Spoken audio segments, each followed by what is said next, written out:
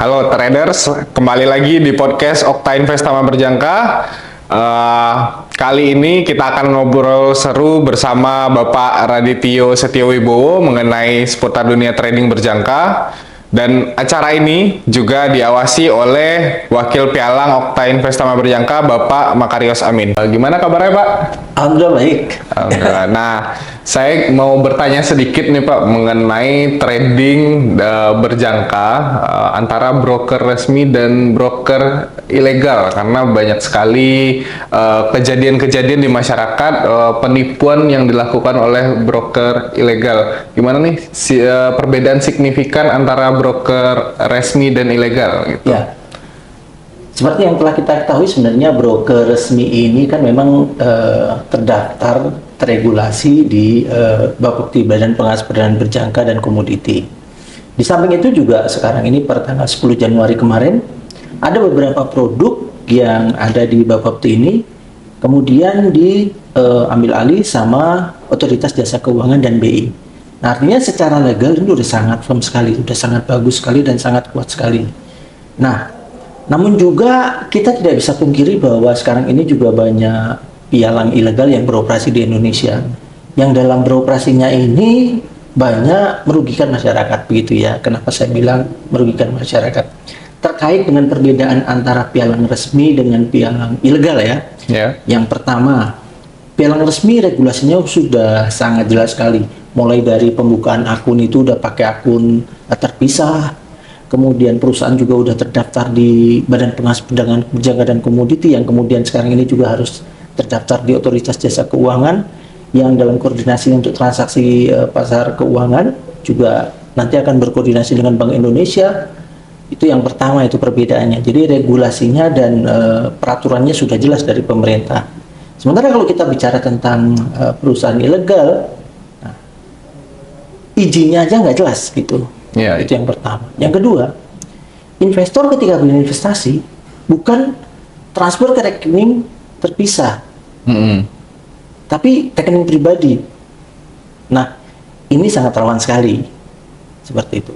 Yang kedua ya, ketika nasabah mengalami masalah, kalau di broker legal sangat jelas sekali, mereka bisa mendatangi kantornya, kemudian bisa mengadu ke Bapepti bila mana ada permasalahan dan sebagainya, seperti itu kan.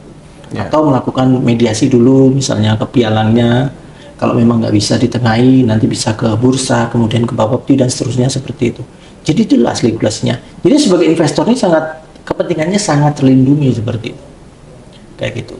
Sementara kalau di pialang ilegal, ketika ada masalah, bagus kalau masalah itu terselesaikan. Kalau nggak bisa diselesaikan, maka akan sangat merugikan nasabah sendiri gitu pada saat melakukan transaksi, kemudian terutama ya ingin melakukan penarikan dana, jangan sampai bahkan penarikan dana pun nggak bisa dilakukan. Jadi bisanya transfer aja, bisa investasi, kemudian nggak bisa melakukan penarikan dana. Banyak banget tuh yang saya baca berita itu dia udah bisa melakukan deposit terhadap brokerage, sudah trading, tiba-tiba waktu udah profit nih ternyata nggak bisa ditarik dananya. Nah, ini yang kita hindari. Sehingga komitmen dari kemarin saya ngobrol sama pihak Okta Investama Berjangka gitu kan, berkenaan dengan banyaknya maraknya perusahaan-perusahaan pialang ilegal ini, Okta Investama Berjangka saya sangat senang sekali karena berkomitmen untuk memerangi perusahaan-perusahaan pialang ilegal ini gitu. Sebab itu podcast ini hari ini kita ada di sini gitu kan, untuk ngobrolin masalah ini seperti itu. Nah, gimana nih Pak tips-tips pembedanya gimana masyarakat untuk melihat secara masyarakat awam lah kalau untuk pengen bertrading. Nah, untuk melihat pertama kali dulu dia harus melihat atau mencari kemana dulu nih untuk memastikan bahwa sebuah broker ini resmi atau tidak. Nah, gitu. Ya. Broker dikatakan resmi itu kan dia harus terdaftar di Badan Pengawas Perdagangan Berjangka dan Komoditi. Jadi kalau para trader sekalian ingin mengecek itu bisa melalui bapepti.go.id. Nah, itu website resmi yang ada di Bapepti seperti itu ya. Dan sebagai broker resmi harus terdaftar juga, selain di Bapepti juga terdaftar di bursa, baik itu, jadi di Indonesia ada 2 bursa nih sekarang Ya. terkait untuk perdagangan berjangka. Ada Bursa Berjangka Jakarta, kemudian ada ICDX. Nah, selain terdaftar di bursa, juga harus terdaftar di lembaga clearingnya. Kalau misalnya kayak Okta ini kan dia terdaftar di ICDX, Ya. lembaga clearingnya ICH. Kemudian dari transaksi yang ada itu semuanya akan ada di bursa di ICDX maupun ada di ICH. Jadi secara transparan investor transaksinya itu bisa dicek di sana seperti itu. Oh, berarti para traders pemula nih, masyarakat umum yang mau trading itu kalau mau trading berarti harus cek dulu nih di bapepti.go.id. Betul, Nah, bapepti.go.id. untuk memastikan bahwa perusahaan ini resmi atau legalkah di Indonesia gitu. Betul. Nah, oke. Nah, itu yang pertama, jadi terdaftar atau tidak. Yang kedua, biasanya pialang resmi itu dia ada step-step untuk meng-hire nasabah. Ada tahap-tahapannya. Ya. Mulai dari knowing your customer begitu ya. Jadi mempelajari profil dari nasabah. Kemudian memberikan edukasi yang secara berkelanjutan mulai dari beginner, intermediate, advance seperti itu. Sehingga nasabah itu bukan hanya semata diajak untuk bergabung meramaikan transaksi di bursa berjangka, tapi juga diajari mulai dari A sampai Z tentang bagaimana mekanisme yang ada di bursa berjangka, bagaimana cara menganalisanya, bagaimana cara mengoperasikan aplikasinya, bagaimana cara bertransaksi, semuanya itu lengkap seperti itu. Beda dengan pialang-pialang yang ilegal kayak gitu, yang notabene mereka hanya mengarahkan untuk ikut bertransaksi yang pada akhirnya semuanya nggak jelas seperti itu. Oke, berarti perusahaan-perusahaan broker resmi di Indonesia ini sangat terregulasi dan mengedukasi masyarakat juga ya, Betul, tentunya betul sekali. untuk dalam bertransaksi di dunia pialang berjangka. Benar. Sehingga masyarakat dapat bertrading dengan aman dan nyaman tentunya. Ya, betul sekali. Nah, apalagi seperti yang saya sampaikan di awal tadi ya, bahwa sekarang ini sudah masuk otoritas jasa keuangan untuk membantu melakukan satu penataan dan kontrol terhadap transaksi yang berbasis pada kripto, yang berbasis pada produk keuangan seperti halnya foreign exchange yang juga berkoordinasi dengan Bank Indonesia. Yang artinya sekarang bukan hanya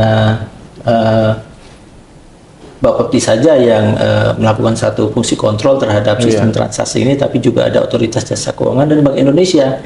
Jadi secara legalnya udah semakin kuat banget gitu. Jadi intinya sih gini ya, buat investor yang bertransaksi gitu ya, kalau saya bisa sarankan lebih baik bertransaksi di pialang legal, karena kepastian hukumnya itu lebih bagus terkait dengan hak-hak investor itu benar-benar dijaga. Dijaga ya. Saya juga pernah baca nih, katanya Bapepti itu menanggung jika terjadi kehilangan dana nasabah, itu dia menanggung penuh. Beda kayak di dalam perbankan oleh PSK itu hanya maksimal 2 miliar, sedangkan Bapepti itu sangat menanggung penuh gitu berapapun limit dari investasi yang nasabah atau traders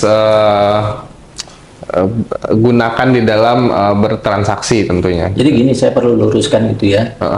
Jadi di perdagangan berjangka itu dia kan ada bursanya, kemudian ada lembaga clearingnya. Nah, kalau seperti hanya Okta ini dia ada bursanya itu ICDX. Indonesian Commodity and Derivative Exchange gitu ya, yang mana ICDX ini punya satu lembaga clearing yang namanya ICH.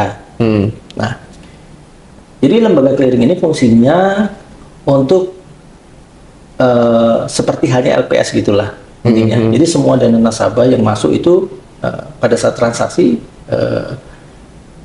diletakkan di lembaga clearing ini gitu.